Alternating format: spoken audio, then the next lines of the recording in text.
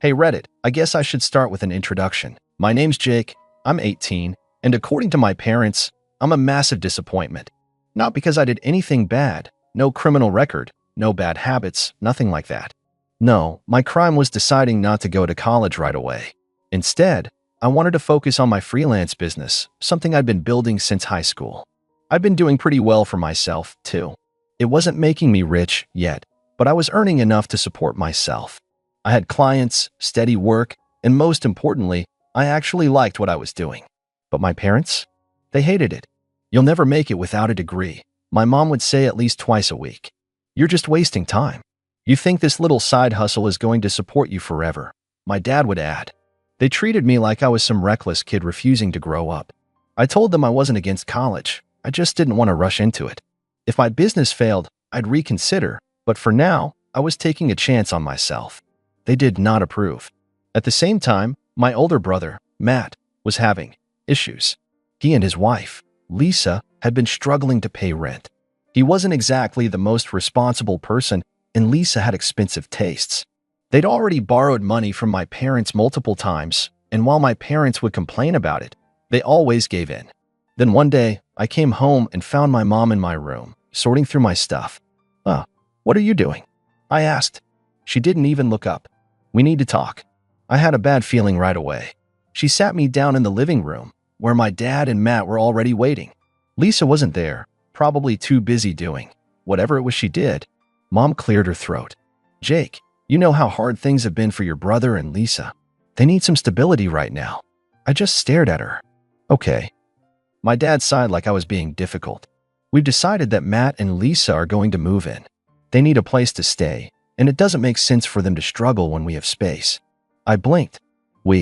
You'll be fine, Jake," Mom said in her most patronizing voice. "You're 18. You can find a place to stay.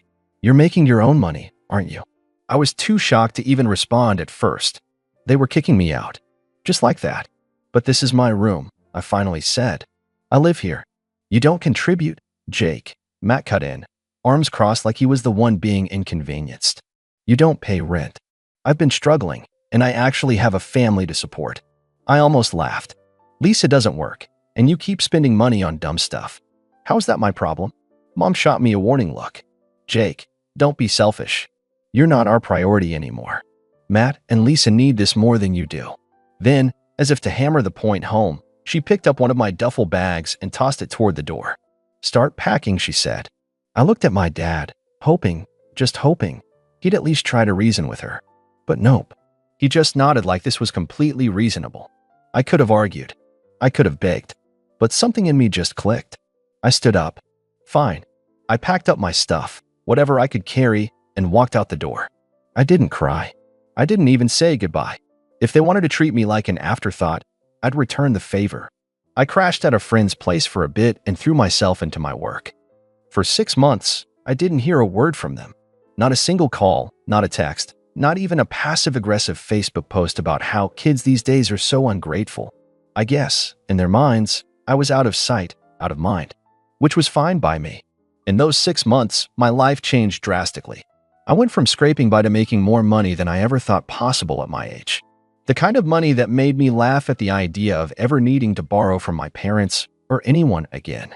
At first, I was just freelancing, but then I got smart. I started outsourcing some of the work, built a brand, and before I knew it, I had a full-blown business. A successful one. One that didn't just pay my bills, it let me move into a beautiful apartment, buy my dream setup, and most importantly, never worry about money again. And that was around the time my parents suddenly remembered I existed. It started with a casual text from my mom. "Mom, hey sweetie, how have you been?" "Sweetie?"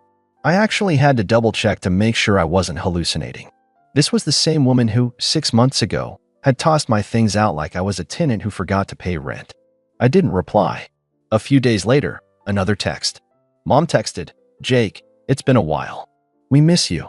Why don't you come over for dinner?" Miss me? That was funny, because I sure didn't remember them missing me when I was hauling my stuff out in a duffel bag. Again, I didn't reply. Then, the calls started. At first, I ignored them. But after the 5th one in a single day, I got curious and picked up. "Hello, Jake." My mom's voice was way too cheerful. Oh, honey, it's so good to hear your voice. We were just talking about you. Uh-huh, I said flatly. And she hesitated. And, well, we wanted to see how you were doing. You know, catch up. Maybe you could come by the house sometime. I smirked. My old house, you mean? There was an awkward silence. Then my dad cleared his throat in the background. Look, Jake, we know things were tense before, but we're still family. And family takes care of each other. That line? Oh, that line was rich. Family takes care of each other? I repeated slowly. That's funny, because I don't remember much taking care when you threw me out to make room for Matt. My mom sighed like I was the unreasonable one.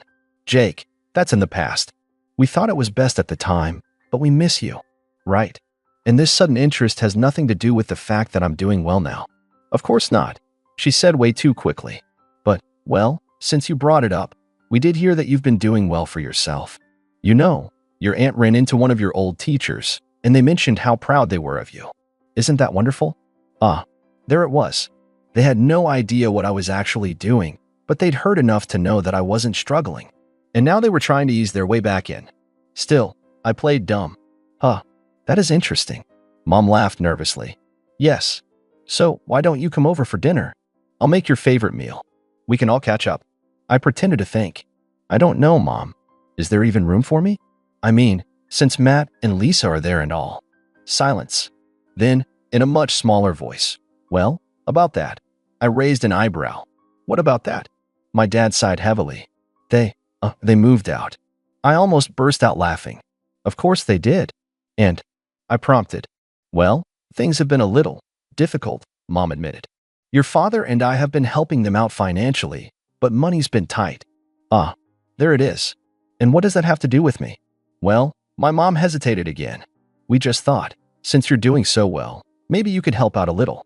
Bingo. I let out a low whistle. Wow. So let me get this straight.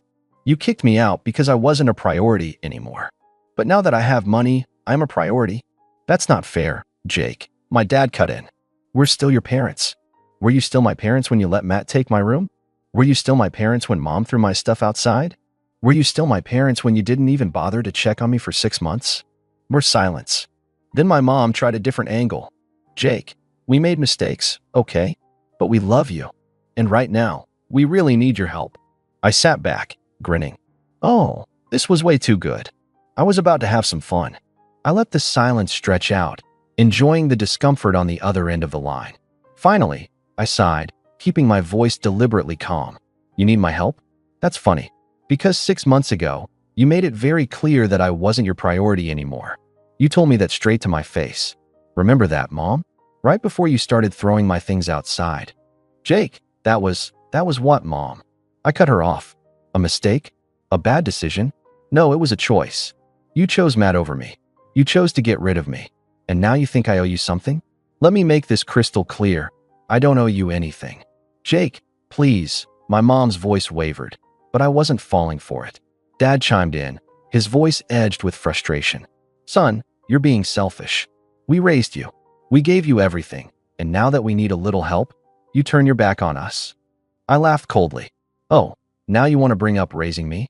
That's interesting, because when I needed a place to stay, you didn't seem to care too much about that. And a little help? Don't make me laugh. You didn't check in for 6 months. The only reason you're talking to me now is because I have money. Be honest for once. Another heavy silence.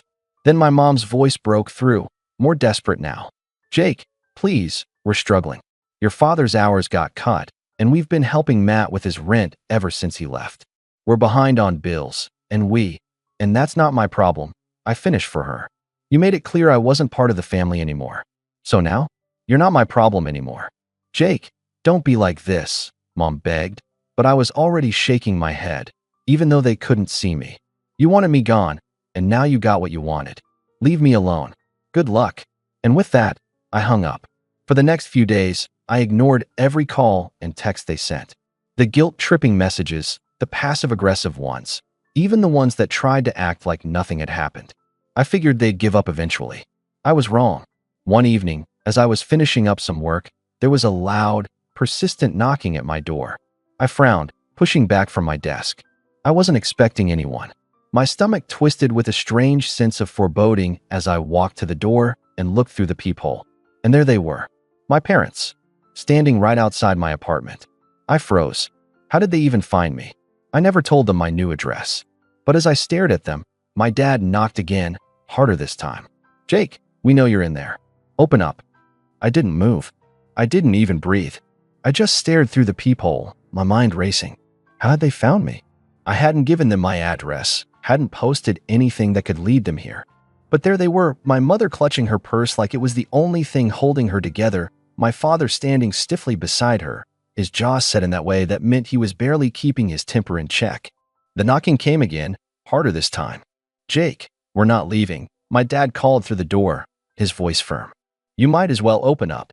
I considered ignoring them, just walking away and pretending I wasn't home. But I knew my parents. They were stubborn. They wouldn't just leave, not when they needed something from me. With a sigh, I unlocked the door and pulled it open. The second my mother saw me, her face crumpled. "Oh, Jake, thank God," she breathed, stepping forward like she was about to hug me. I didn't move, and she hesitated, her arms falling back to her sides. I leaned against the doorframe, arms crossed. "How did you find me?" Dad cleared his throat. "Your brother." I should have known. I hadn't spoken to Matt since I left, but I guess he must have found out where I lived, probably through some mutual acquaintance or maybe even digging through my old stuff. The thought made my stomach turn. I let out a slow breath. "What do you want?" Mom glanced at Dad, then back at me. "Jake, honey, we need help." "Yeah, I got that much from the 50 missed calls," I said dryly. "I told you already, I'm not interested." "Jake, don't be like this," Dad said, his voice low and warning. "We're family." I laughed, but there was no humor in it. "Now we're family? That's funny. Because last time I checked, family doesn't kick their kid out and throw their stuff onto the lawn so their golden boy can have his room." I fixed my mom with a pointed look. "Ring any bells?" She had the nerve to look offended. "That's not fair. We didn't kick you out, Jake." You absolutely kicked me out." I cut her off. "Don't even try to twist it. You chose Matt over me. I was nothing but an inconvenience to you." Dad's face darkened. "That's not true." "Oh, really?" I shot back. "Then tell me, why didn't you offer me so much as a couch to sleep on? Why didn't you help me the way you're helping Matt? If he couldn't afford rent, why didn't he find another place instead of stealing mine?" They didn't have an answer for that. Instead, Mom just sighed. "Jake, we made mistakes, okay? But things have been really hard. Your father's barely getting any hours at work, and we've been covering Matt's rent since he moved in. We're behind on bills. The mortgage, the electricity, everything. We're drowning." I tilted my head. "And that's my problem, how?" She flinched, like she couldn't believe I'd actually said that. "Jake, we're desperate. We don't have anyone else to turn to. And whose fault is that?" I asked, raising an eyebrow. "You burned every bridge with me. You made it clear that I wasn't a priority, that I wasn't even wanted." Dad took a step forward, and for a second, I thought he was going to try to intimidate me. It wouldn't work. Not anymore. "Jake, you can't seriously be this heartless." "I can be when it comes to people who threw me away the second I didn't fit their expectations." I met his gaze, unflinching. "I was supposed to go to college, right? That was the plan? And when I didn't, when I decided to do things my way, you decided I was a lost cause. A disappointment. Jake, that's not—" "Save it." I cut my mom off again. "You know what's really funny? If I had gone to college, I wouldn't have been able to help you anyway. I'd be drowning in student debt. But since I didn't, and I actually made something of myself, now you suddenly care about me again. Now I'm worth your time." Mom's eyes were glistening now, but I wasn't falling for it. "Not this time." "We're sorry, Jake," she whispered. I stared at her, letting the words hang in the air between us. Then I shook my head. "No, you're not. You're just sorry you're broke." Her face twisted like I'd slapped her. Dad took a deep breath, clearly trying to rein in his temper. "Jake, we're asking for help. Just a little bit. Just to get us back on our feet." I sighed, running a hand through my hair. "You want my help?" "Yes," Mom said quickly. I smiled. "Here's my advice, get a job." "Maybe two." That's what I did. Their expressions fell instantly. "Jake, I'm done with this conversation." I stepped back into my apartment. "Leave me alone. And good luck." Then I shut the door in their faces. I stood there for a long moment, heart pounding, waiting to see if they'd knock again. But they didn't. After a few minutes, I heard their footsteps retreat down the hall. I exhaled slowly. It should have felt satisfying. I wanted it to. But a small, bitter part of me still ached, because no matter what they had done, they were still my parents, and they'd only ever see me as a wallet. I thought that would be the end of it, that I'd made myself clear. I was wrong, because 3 days later, they came back. This time, they weren't alone. This time, they brought Matt and his wife. I almost laughed when I saw them standing there, all 4 of them crammed together outside my apartment door. Mom looked hopeful, Dad looked annoyed, and Matt had that same smug, entitled expression he always wore when he thought things would go his way. And his wife, Amanda? She looked downright furious, like she was the one who had been wronged. I took my time opening the door, leaning against the frame with my arms crossed. Wow, a whole family reunion.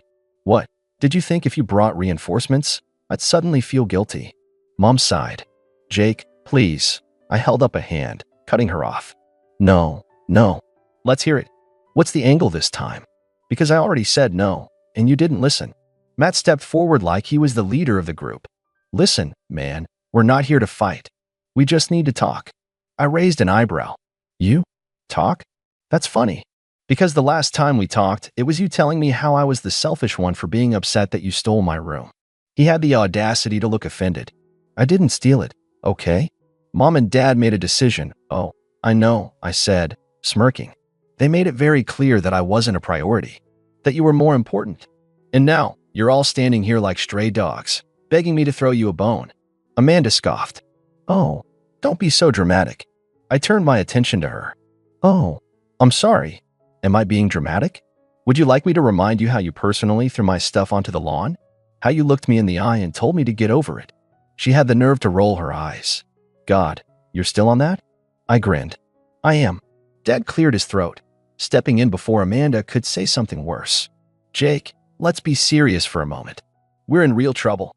Oh, I am serious, I said. I'm very serious. I'm seriously enjoying this. Mom let out a shaky breath, clasping her hands together like she was praying. Jake, we can't pay the mortgage. The house is going to be foreclosed on. Your father's work cut his hours even more. Matt and Amanda, she glanced at them like she was expecting them to chime in, but they just looked at the floor. They've been trying, but it's just too much. We can't afford this anymore. I pretended to think for a moment. That does sound bad. She nodded eagerly. It is bad. Real bad, Matt added. Super bad, I agreed, then shrugged. Anyway, best of luck. Mom's face fell. Jake, I cut her off, my tone sharp. No, I don't care. I don't owe you anything. Dad stepped forward, trying the intimidation tactic again. Jake, we raised you. Oh, don't even start with that, I snapped, my voice cold now. You raised me? You fed me and housed me because you were legally required to. That's called parenting, not a freaking investment you can cash in on later. Amanda scoffed. You're being a child. I whirled on her. You're the one standing outside my door, begging me for money because you and your husband couldn't figure out how to be financially responsible. I left with nothing and made something of myself. Meanwhile, you two played house at my expense, and now you're drowning. Matt clenched his jaw. Jake, come on. We're family. I laughed. Funny how you only pull the family card when you need something. Where was all this? Were family energy when you watched Mom throw my stuff outside? Where was it when you moved into my room without a second thought? He had nothing to say to that. Dad sighed, pinching the bridge of his nose. Jake, we get it. We messed up. But can't you just— No, my voice was sharp and final. You don't get to throw me away and then come crawling back when it's convenient. You don't get to treat me like trash and then expect me to save you. Mom looked like she was on the verge of tears. Jake, please. Just a little help. I took a slow step forward, lowering my voice. How many times do I have to say it? I do not care. Amanda scoffed again, crossing her arms. You're unbelievable. You have so much money, and you're really just going to let your family suffer. I tilted my head. Yep. She opened her mouth, probably to call me selfish or cruel, but I didn't give her the chance. I turned on my heel, walked back into my apartment, and shut the door in their faces. For a few seconds, I just stood there, listening. I heard muffled voices, Mom still pleading, Matt muttering something, Dad letting out a long sigh. Then, finally, footsteps. They left.